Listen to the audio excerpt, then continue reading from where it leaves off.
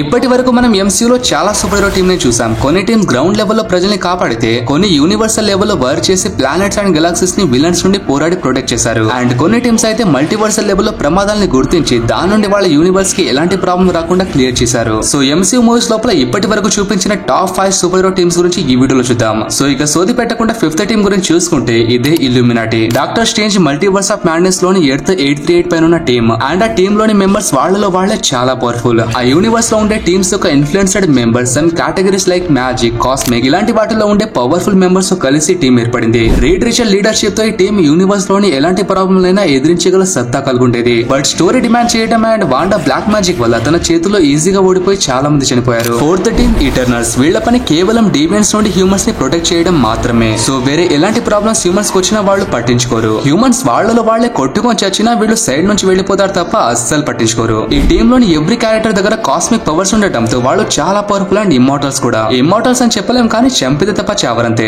ఎంసీయూలో humans ఇప్పటి వరకు బ్రతుకుండడానికి ఒక రకంగా వీళ్లే కారణం కూడా. అండ్ ఈ టీం లోపల మార్వల్ సూపర్ మ్యాన్ కూడా ఉన్నాడు.